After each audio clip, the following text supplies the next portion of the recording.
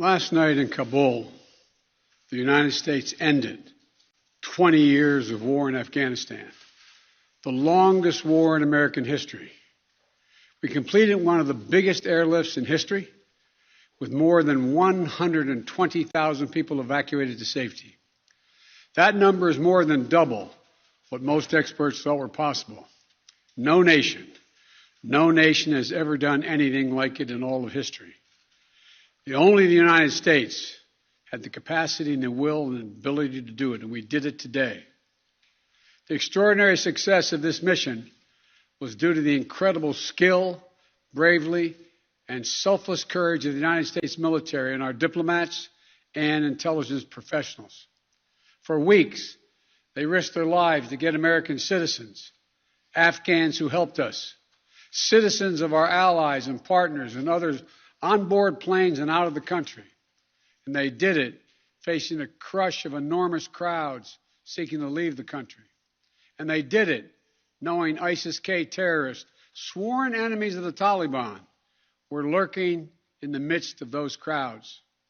And still, the women and men of the United States military, our diplomatic corps, and intelligence professionals did their job and did it well, risking their lives, not for professional gains, but to serve others, not in a mission of war, but in a mission of mercy. 20 service members were wounded in the service of this mission. 13 heroes gave their lives. I was just at Dover Air Force Base for the dignified transfer. We owe them and their families a debt of gratitude we can never repay, but we should never, ever, ever forget.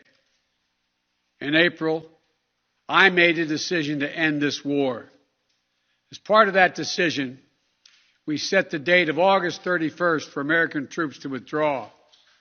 The assumption was that more than 300,000 Afghan national security forces that we had trained over the past 2 decades and equipped would be a strong adversary in their civil wars with the Taliban. That assumption that the Afghan government would be able to hold on for a period of time beyond military drawdown turned out not to be accurate. But I still instructed our national security team to prepare for every eventuality, even that one. And that's what we did.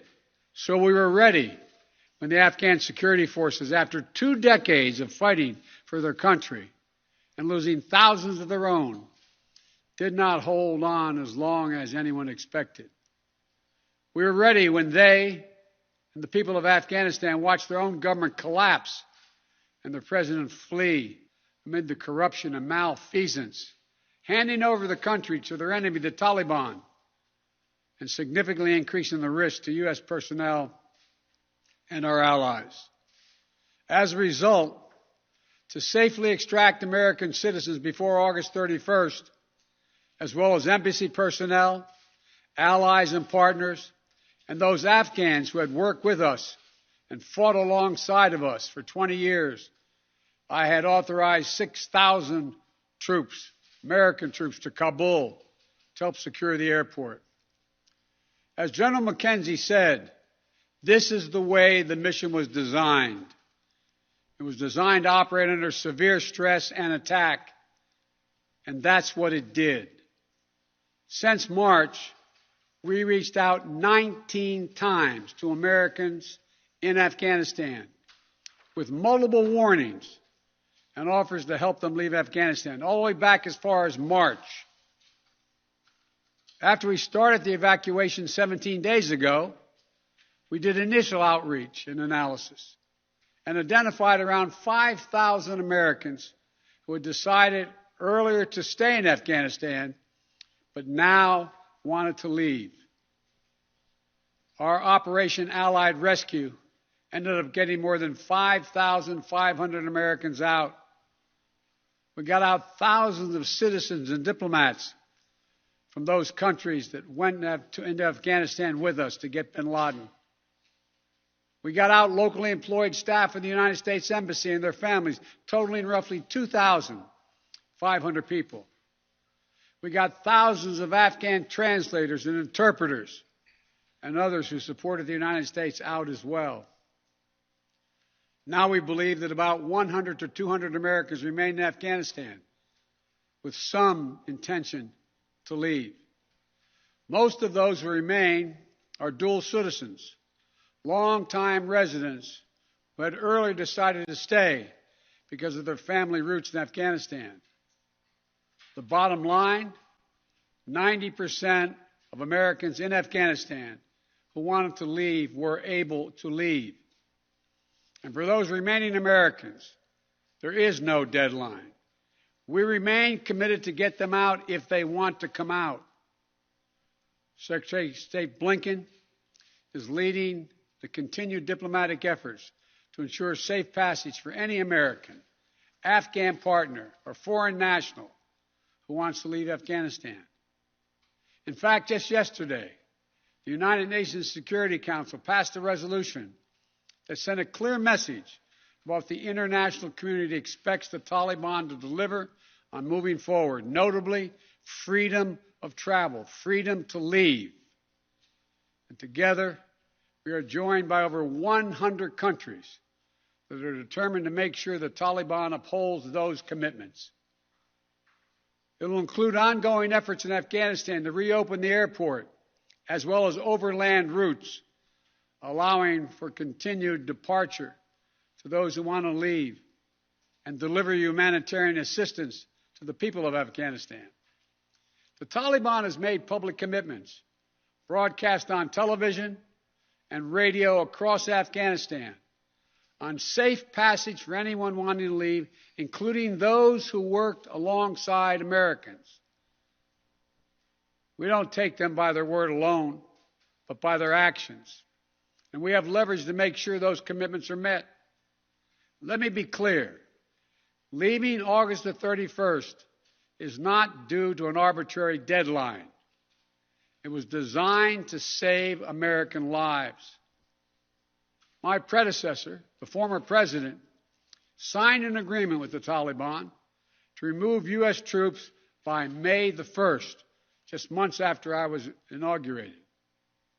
It included no requirement that the Taliban work out a cooperative government arrangement with the Afghan government.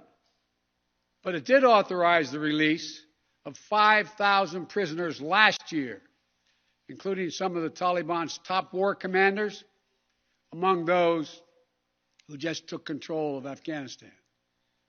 And by the time I came to office, the Taliban was in its strongest military position since 2001, controlling or contesting nearly half of the country. The previous administration's agreement said that if we stuck to the May 1st deadline that they had signed on to leave by, the Taliban wouldn't attack any American forces. But if we stayed, all bets were off. So we were left with a simple decision. Either follow through on the commitment made by the last administration and leave Afghanistan, or say we weren't leaving and commit another tens of thousands more troops going back to war. That was the choice, the real choice, between leaving or escalating. I was not going to extend this forever war, and I was not extending a forever exit. The decision to end the military airlift operations at Kabul airport was based on the unanimous recommendation of my civilian and military advisors, the Secretary of State, the Secretary of Defense, the Chairman of the Joint Chiefs of Staff, and all the service chiefs, and the commanders in the field. Their recommendation was that the safest way to secure the passage of the remaining Americans and others out of the country was not to continue with 6,000 troops on the ground in harm's way in Kabul, but rather to get them out through non-military means. In the 17 days that we operated in Kabul after the Taliban seized power, we engaged in an around-the-clock effort to provide every American the opportunity to leave. Our State Department was working 24/7, contacting and talking, and in some cases walking Americans into the airport. Again, more than 5,500 Americans were airlifted out. And for those who remain, we will make arrangements to get them out if they so choose. As for the Afghans, we and our partners have airlifted 100,000 of them. No country in history has done more to airlift out the residents of another country than we have done. We will continue to work to help more people leave the country who are at risk. We're far from done. For now, I urge all Americans to join me in grateful prayer for our troops and diplomats and intelligence officers who carried out this mission of mercy in Kabul and at tremendous risk with such unparalleled results. An airlift that evacuated tens of thousands, to a network of volunteers and veterans who helped identify those needing evacuation, guide them to the airport, and provided them for their support along the way. We're going to continue to need their help. We need your help, and I'm looking forward to meeting with you. And to everyone who is now offering or who will offer to welcome Afghan allies to their homes around the world, including in America, we thank you. I take responsibility for the decision. Now some say we should have started mass evacuation sooner. And couldn't this have been done in a more orderly manner? I respectfully disagree. Imagine if we'd begun evacuations in June or July, bringing in thousands of American troops and evacuating more than 120,000 people in the middle of a civil war. There still would have been a rush to the airport, a breakdown in confidence and control of the government, and it still would have been a very difficult and dangerous mission. The bottom line is there is no evacuation from the end of a war that you can run without the kinds of complexities, challenges, and threats we faced. None. There are those who would say we should have stayed indefinitely for years on end. They ask, why don't we just keep doing what we were doing? Why do we have to change anything? The fact is, everything had changed. My predecessor had made a deal with the Taliban. When I came into office, we faced a deadline, May 1. The Taliban onslaught was coming.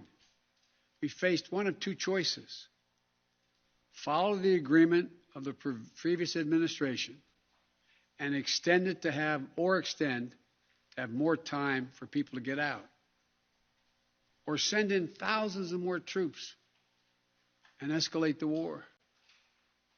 To those asking for a third decade of war in Afghanistan, I ask, what is the vital national interest? In my view, we only have one: to make sure Afghanistan can never be used again to launch an attack on our homeland. Remember why we went to Afghanistan in the first place? Because we were attacked by Osama